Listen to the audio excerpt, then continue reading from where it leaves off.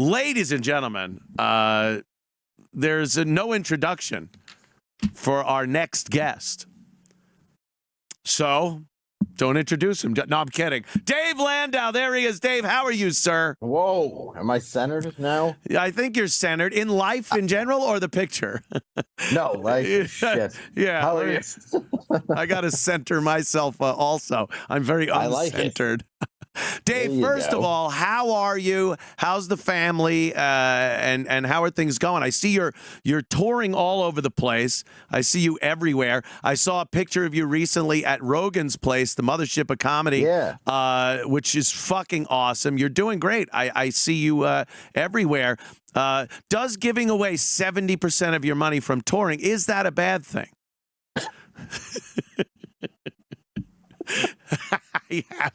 I have to, Dave.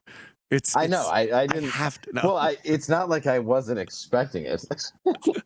Why would I not? No. From what I understand, according to my agent, that's totally good. Yes, he really guided me there. So from as far as I've been guided, I think that's normal. No, but seriously though, you're doing very well. I see you out there. I see the comments, people just loving you as they always did. And I've always said you're a very funny motherfucker out there on stage, and it's very cool when I read that people are digging seeing you. And how is Rogan's place? Have you been there? Haven't been there yet. I'm going to Austin in June, I think it is. Yeah, June or something. Yeah. We're playing someplace. I'm not saying where because it's myself, Gavin, Josh Denny, and we get canceled immediately when we announce where we're going to be. So we are playing in Austin. I'll just leave it at that. But I'm definitely seeing Rogan and the club. Dude, it's amazing. I mean, honestly, I went in last night. You can just tell a comic designed it, and it has the two rooms I saw were amazing. I went into one, and dude, it's just it's like the Comedy Store. It's how he runs it. He took an inspiration. Like he did. He took the inspiration and that feel and the old school vibe of the Comedy Store in L.A.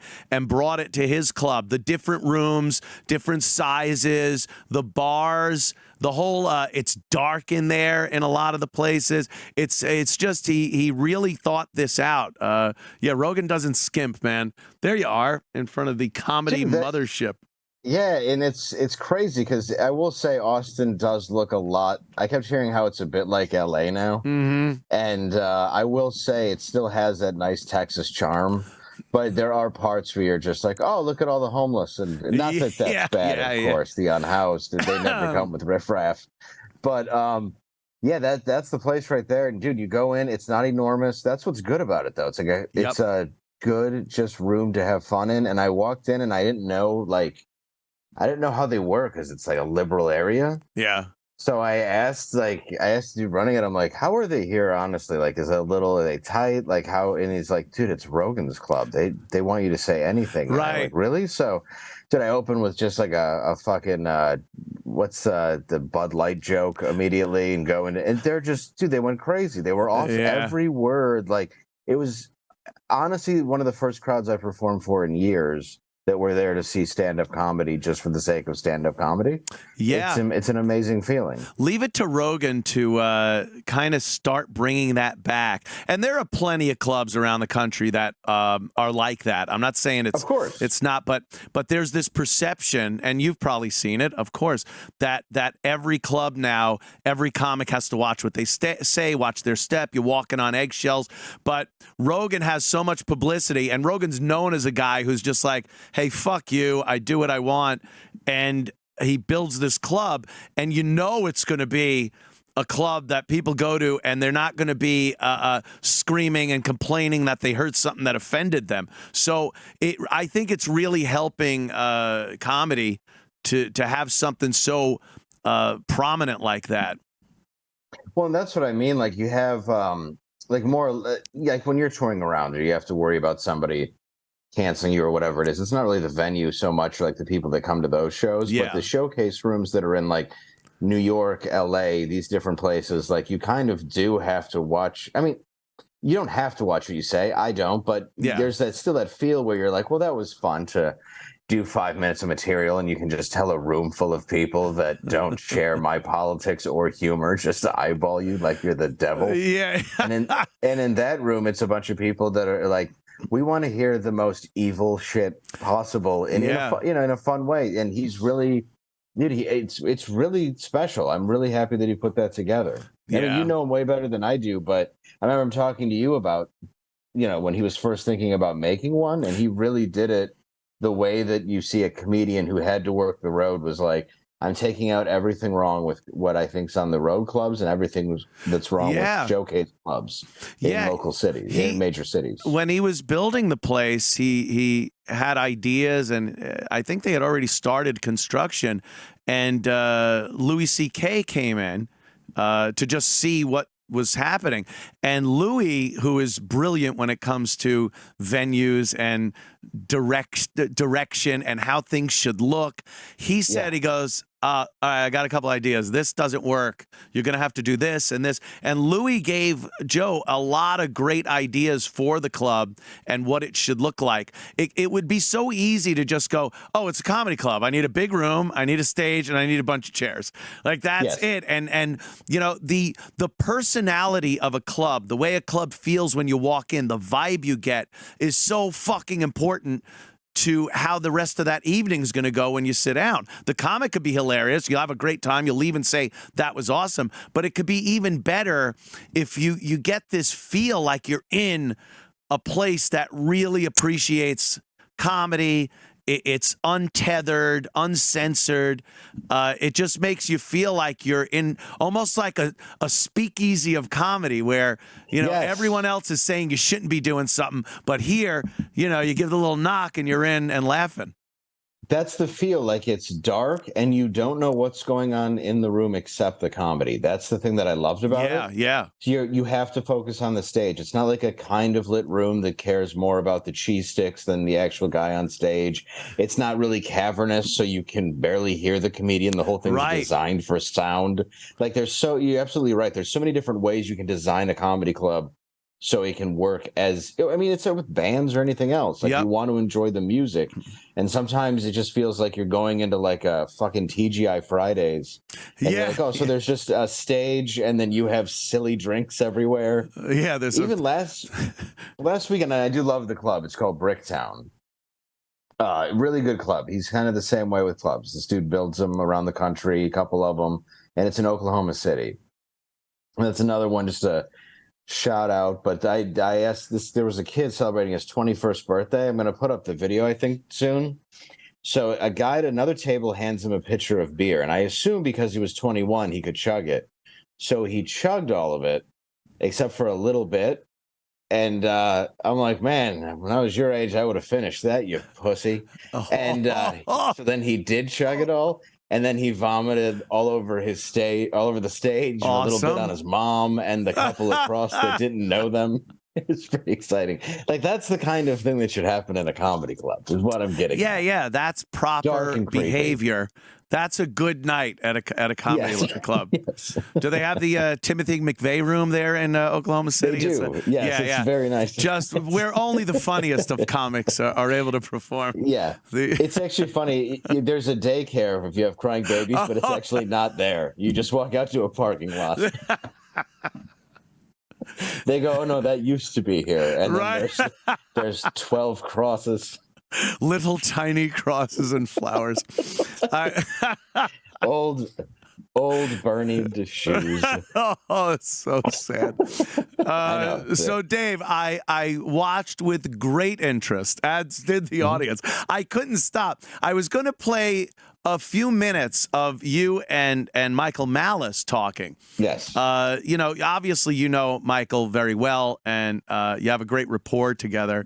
And he was asking you about your time with Crowder, and I started watching it on the show. We wound up just going through it, and I stopped every so often, of course, to comment or make some snide comments, which you would absolutely understand.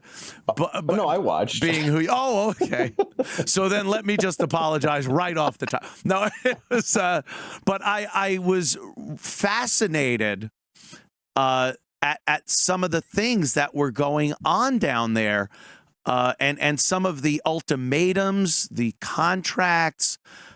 This was something I never would have dreamt of. Now, when you went over there, look, we already talked about. There's no use even going over any of the what shoulda, coulda, woulda. I don't even want to talk about that. We discussed it. We are fine with each other. I think you're a great guy. You're a good human being. You're funny as fuck, and you're a decent, honest guy. Thank you. And honestly, I feel the same way, and that's why I've never, in 2 years now, said anything but no. I would, and... jokes are fine, but I would never legitimately shit talk. Dave, no, you never have. I've always said you're a great comic. Go see Dave. And you've been a good guy. You're, like I said, at my house during that stupid COVID thing, and we laughed our asses off. We had a really good time. The world shut down. Yeah, while the entire Earth stopped spinning. We got to hang out. I'm just glad they announced it was finally over 2 weeks ago. I was really glad to hear after all that time. Did you see that the White House said the pandemic's it's like, why? Finally over. Why? Thanks, but there's still people with masks on out there. Jim Norton. Oh, that's forever. That is a mental disease. It's a new mental. At least you could see either the mentally ill or people that want to rob you. That's pretty much all. Well, that's true. The masks will come into play in a lot of rapes and robberies. It's like, well, at least they don't want to spread COVID when they're robbing you or raping you, because they have some humanity. I bet lawyers, I bet defense lawyers use that all the time. Ladies and gentlemen of the jury, my client was wearing a mask, which obviously shows he cares about his fellow man. Yes. Now, look, I do understand he did not wear a condom, but he did protect his mouth and her mouth from any sort. There was no kissing involved whatsoever. I have a doctor willing to testify that you can't get COVID through the dick. So it's true. He didn't need a condom for COVID. Especially if the woman is crying and scared. COVID cannot be passed anally. Now, the prosecution might try to tell you about something she has now called AIDS. Well, that is certainly not a death sentence anymore the way COVID is.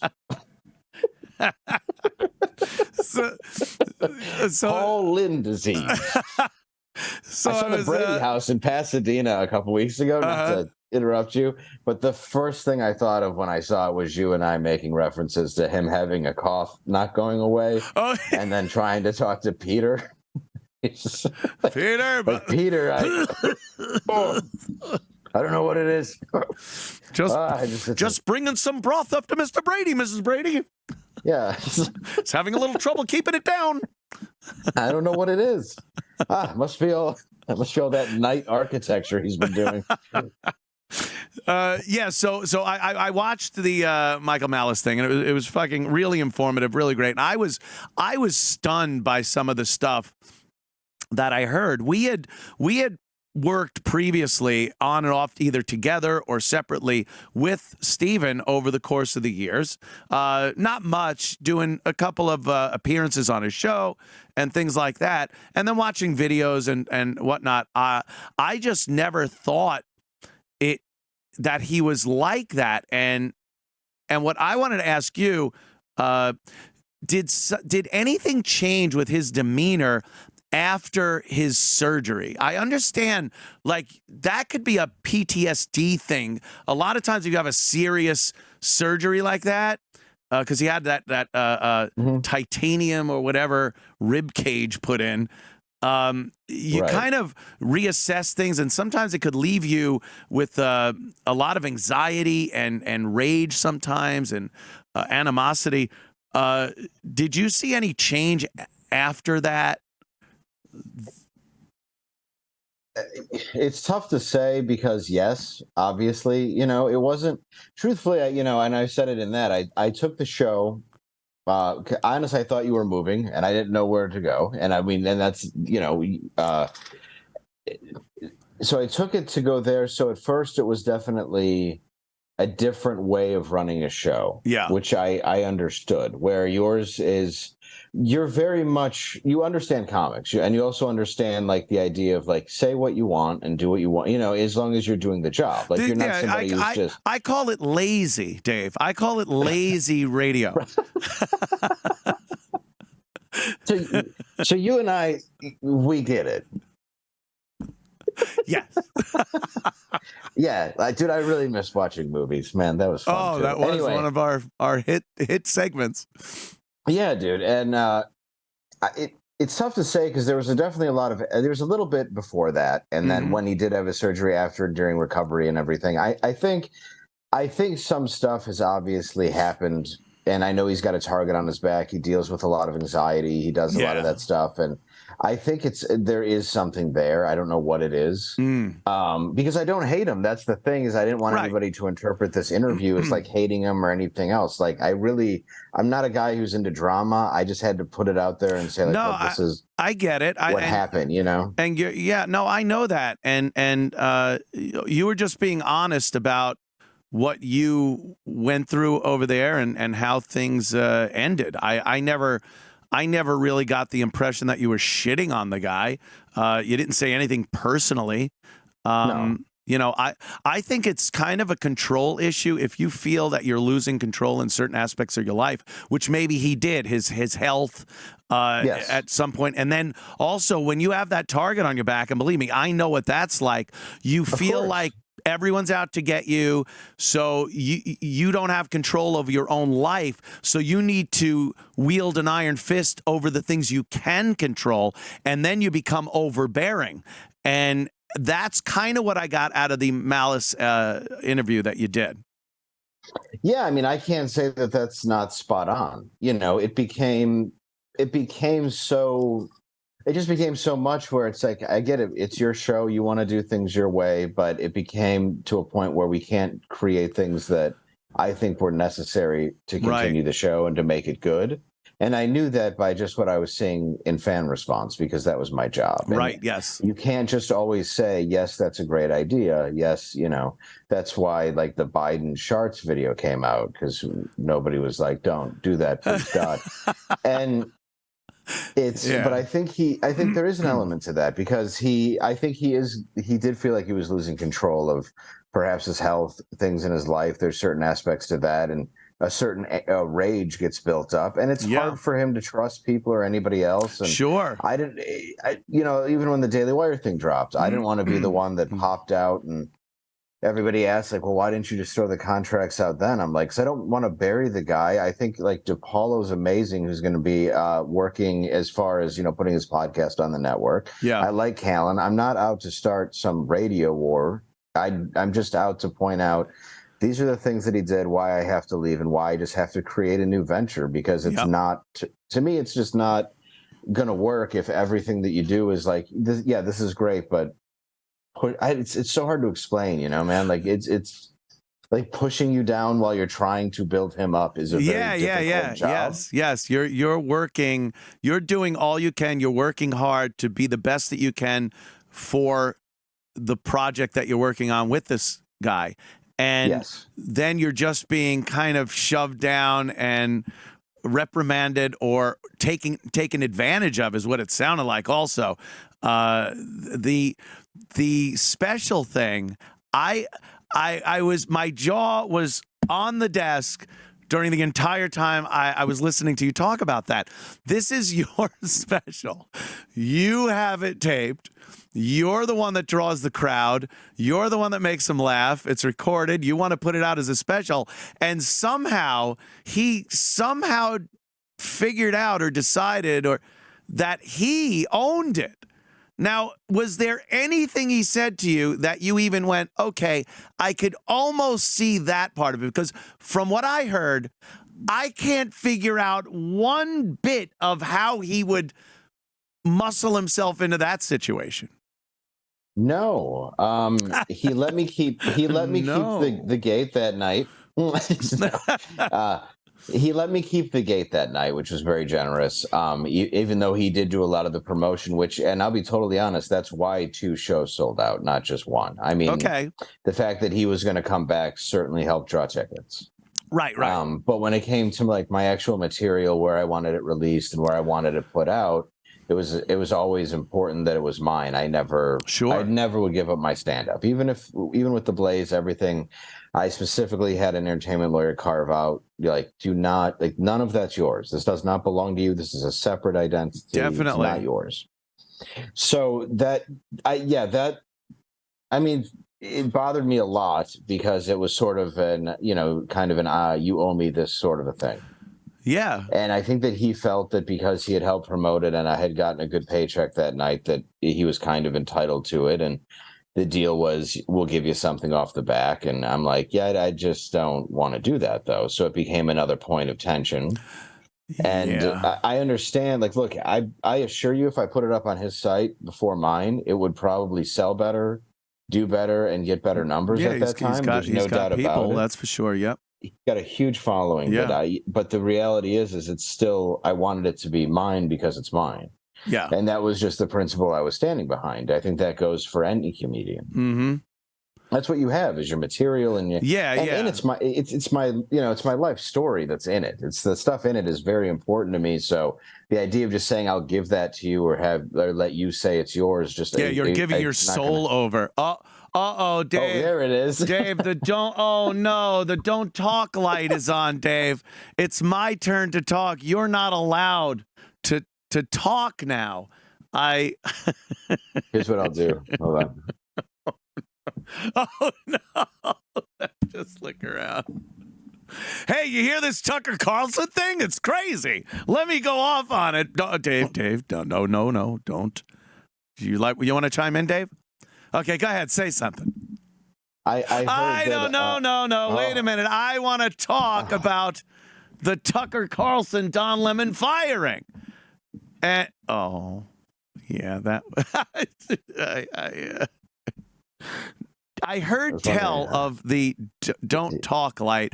This, to me, was one of the funniest fucking things I've ever heard in broadcasting. And I've heard some pretty outrageous things when it came to the host of a show and co-hosts or guests and stuff. But the don't talk light, please elaborate on this, Dave. I need to know what this is about. I might want to bring it here to Combat. I want to play it during the entire Gino Bisconti show where Gino doesn't talk. Anytime he talks, the light goes on. I think you got to have like a shock collar for that sort of job. We've already done that with Gino. Yeah, we put the shock collar on him. Doesn't work? Yeah, we've had him punched in the mouth until his jaw broke, and he's still fucking talking. He's incapable of shutting the fuck up. We had to do it off property across the street. Yes, off property, of course. I don't want to be held liable for such a thing. Yes, I'll be sitting next to him. You make it look like an accident. Yeah. That was I never understood, because it was just one day, like I said in the interview, there's these 4 lights, and when that I understand it, by the way. I know you're. I think I get what it was, but I just want to know what your take on it was and how it was used. Oh, it was used fairly often until I brought up how much I was insulted by it, and then it was used less and less. Who ran the switch? Did he run the actual switch that turned the light on? Did he have the don't talk Dave switch? Like you would sound effects and the phones and the don't talk Dave switch. There was the board operating switch. Yeah. Not the board operator. They're right here. Let's say he has a Montgomery Burns desk. Yes. That there's a couple buttons, trap doors into acid and things like that. Sure. Yes. Ejector seats. Right. And things that are helpful to comedy. Like, so there's the stop comedy button. Comedy. Like a don't say anything funny. I'm on. Yeah. I got you. Yeah, there was that button, and he would just hit it if he thought something was going too far. He wanted to rant, so eventually he said it was his rant light, which I sat next to you. I sat next to Artie. I mean, legends of radio. I know when he's going to rant. That was always, I mean, it was never a problem where, this guy's going to step on my shit, or, how do I get a comment in there? There's a way to communicate when you're just talking to a person where the person knows that either you have something to say or you know that the person has something to say. And very rarely you'll get a little overlap, but then there's like, oh, no, I'm sorry, go ahead. Or that's how human beings deal with shit. The light is so condescending. I gotta say, it's so condescending. Like you said, insulting. I would sit there like this and go, I gotta give him the light. And I wouldn't want to look at the person. I'd have to hit the switch. It would be so embarrassing. Oh. Yeah, I never really knew how to take it, because I know there was stuff that I would say sometimes for an audience that necessarily wouldn't be, I don't know. Sometimes they're just very religious, super right, which is fine. Yeah. But so there were certain jokes that I knew when I made them, it wasn't going to hit with 100%, not that they ever do. But it was never really about that. It was more if we were interviewing somebody, or if we were, whatever it might be, whatever topic he was on, it would come on. And it kind of sucks, because you'd go to make a point, and then by the time it was like, and you were going to say, and you're like, I don't know, it's 11 minutes ago. Yeah. Is there a too late for that joke light that you could have turned on over his end and go, thanks for blowing that fucking joke for me, light. There's nothing better than a button that takes away spontaneity. Yeah, I like my spontaneity to be well honed and rehearsed. Yes. And everything that comes with it. Wow, that's I don't get that. Yeah, it's just, then I do think you've made an interesting point. I mean, there are some things that come down to his life that I think could have just made it where he control. is just in a place. And part of the reason why I even talked to Mike is Mike talked to me and was like, you don't want to let this story be built about you. And then later when your show comes out or you're doing something, they're like, you're a traitor for going to the Blaze. And you're like, no, it's not what I did, though. I didn't even take it. I just left the job that I was at. And I didn't want to deal. I mean, people make up whatever. The internet has its own life. I've learned that it is what it is. Oh, yeah. But, I just didn't want that to come out as something where it's like, no, I had very legitimate reasons for finally leaving, and getting the contracts when I did were at a time that was very inappropriate, to be honest. Yeah, some of these ultimatums of moving your family down to Texas, that's a huge one. I mean, you were able to do the show here with your family living back home. And it wasn't a problem. Everything worked fine. I never was like, oh, fuck, like, where's Dave? Or Dave needs to be in New York so we can, when I know, because when I get together with Garrett and Drew and everyone and we rehearse for the day, right, sure. We rehearse the show in the morning see, Dave. I'm sorry. I must say that's Drew doing that. So if you have to hit somebody, it's true. No, it's great. No, this is the least amount it's happened to me in the last couple of years. This is like amazing. I've gotten so many words in.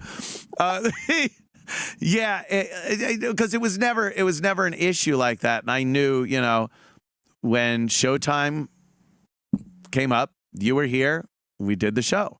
What you do with your personal life, what you do with your family, especially, holy fuck, and what you do with your gigs and everything like that should not fucking concern anyone as long as you're doing the job you were hired to do. And I don't mean, obviously we all have a couple of fuck ups in life.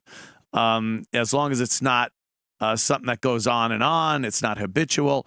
You just go, no problem. I don't even give a fuck. Whatever. All good. And there was involvement in your personal life seemed really overbearing. That's sort of what the issue was like, you never were like, listen, you need to go tell your family you have to move to Harlem. I'm like, listen, we got to go to 135th and Broadway. I just want my kid to have the best schools. I want him out there getting beaten up on a school bus. That's yes, yeah. I feel like my son should have blackened eyes from Dominicans every single day. That's what was so odd, that I understood the idea. If you're making a certain amount of money, will your family come out? Will this happen? Right. But at the same time, other people have, say, jobs, insurance, health conditions, and that's what bothered me. Was regardless of a control issue or something going on in his life, to me it was completely neglecting any thought for anybody else. And I had to say it 1,000 times, like, this is not an option right now. Yeah, deal breaker. So then it just gets shoved into my face of, with that contract. And that's when I first started being like, all right, like I said, that was last August, where I'm like, I don't think that this can continue, because it was so insane. And you see people online that those are the comments that I guess are bothering me the most, because the main things are, I guess, a tardy clause, and what was the other one that I keep seeing? Which is, it's like, dude, you went to high school. When I first heard the word tardy, I was in the office. I was like, what the fuck? Does that mean late? Oh, late? Yeah. Oh, yeah. You mean, not my abilities? Yeah. But it was honestly just one of those words that just hit me so wrong when I heard it. I was like, what the? I don't feel tardy. Is that right? David Lee Roth from Hot for Teacher. I don't feel tardy. The tardy clause was, if you're 5 minutes late, you just do a U-turn, hook that fucking Yui wherever you are, and drive home, because you're not on the show, and you forfeit that day's pay. Was that pretty much the tardy clause? From what I could tell, yeah. I mean, that's what I showed. I showed on the show. Yeah, that's right. And that was the one. And I didn't want to go, because I didn't want to make anything personal. I still don't. I really do wish him success and his company and the whole thing. I get it, but that's not personal at all. That's something that was in a business contract. I mean, it just seems to me a little hard. That's something we should have had for someone like Artie Lang, and we didn't even have that. We were just like, all right, Artie's late or he's not here, whatever. It all works out in the end. But I don't recall that happening. But go on. Yeah, right. Wait a minute. But for you, that to me is something you have to put in a contract for someone that's habitually late to the point where it affects the quality of the show. And obviously that wasn't what you were doing. No. Insanity. It just, that's a little rash. It's a little rash. And it's a tad rash. And the part that people don't grasp is the time you come in. I wasn't coming in to do the show. It was for show prep, but I wasn't allowed in the room for the show prep rehearsal part. Right. So I had to come in to sit at a desk, and that was the odd thing that I did mention. And if I'm up, like if you call me, if we were writing sketches on your show, and anytime we put something together, which, you just do it. Yeah. But if you call me at 11 o'clock and go, we need a sketch written, well, I'm not going to do it in 5 minutes. It takes time to create something. Yeah. So now I'm going to go to bed at 2, then I'm going to be up at 7.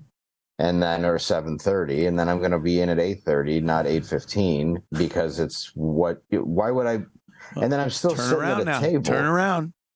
Go home. That's 10 minutes. So over. That's why when I just got it at lunch, I was like, well, I guess you could, pick the one you like best and shove it up your ass, because that was the only thing that could come out of my mouth. And because it felt very personal to me once it came into my family, of course, and that's why. But I held it in for a long time. I still feel I am now. And I just want to move on and do something that's separate. I mean, that's the thing about him, is he's enormous. He'll weather the storm. There's no doubt about it. He'll always be big. He has this massive fan base. People believe him. People trust him. He's selling a product people like. But the reality is, behind closed doors, for just my treatment, I couldn't stay there anymore. Yeah. And that was the total opposite of any other reason I would have left a show. Right. And so that I realized that 2 years ago, sorry. like I said, we're over that. Totally really, cool. no, it's just I really did. I really admire you, and working with you for 3 years was so much fun. And people think it was only 2. That's how much fun we were having. It was actually 3. It was actually 3. It flew by. We did have great shows. I still look back fondly, Dave, on our days together here on Compound Media. You, by the way, you have a 1 hour special, A Prison 10. The second I read that, I was like, I knew exactly what you meant. You're 10 in prison. Correct. Because I bet some people don't get it. They're like, "What's a prison 10?" It's like, no, it's like I'm fucking New York 4. I'm down to fuck. I'm hot in prison. I'd be sexy. Yeah, that's it's you. I'm doing anything I can there. I'm getting all the cigarettes and honey buns you can imagine. Drinking through a straw because they punched my teeth out to suck cock better. Oh yeah. That's me, baby. I could be a friend to you. Yeah. Yeah. There it is. Yeah, A Prison 10 available now. And that is at aprison10.com. 10, spell out 10. Don't just put the number, dummies. Aprison10.com. Dave Landau. You can do either. I made it special to cater to everyone. Yeah. You're a busy man. April 28th and 29th, the Funny Stop in Cuyahoga Falls, Ohio. Been there. Love the place. Had a lot of fun there. May 5th and 6th, Tacoma Comedy Club, Tacoma, Washington. Ooh, that's a long trip. God damn it. Oh, it's a hell of a flight. And at Landau Dave, and Instagram is at Dave.Landau. And the website, of course, DaveLandau.com for your Dave Landau needs. Dave, I insist when you are in New York, come in. We'll hang out, grab dinner or something, and chit chat a little more. I was very you were very open and honest with Malice about the whole thing, and I like that. That was and I was just fascinated, and you gave me an entire show where I didn't have to do anything, so that was awesome. Well, I appreciate you having me on, and dude, I will definitely come hang out next time I'm in New York. I stopped by actually one day in hopes you were there, and you had literally just left. Well, I heard you were coming, and I didn't want to. That's fair. I swore I saw you make eye contact with me on the street. I did. I wasn't sure if I ran. I ran away. Now, hello to the wife and kid, and all the best to you, and we'll see you soon, Dave. Thank you, man. Appreciate you. Awesome, bro. Take it easy, man. All right. This is Dave Landau. You know, he used to be the co-host here, Compound Media. Yeah, I swear. It's good talking to Dave. Isn't that fun? Just kind of hang out, talk with Dave. Right? Life's too short.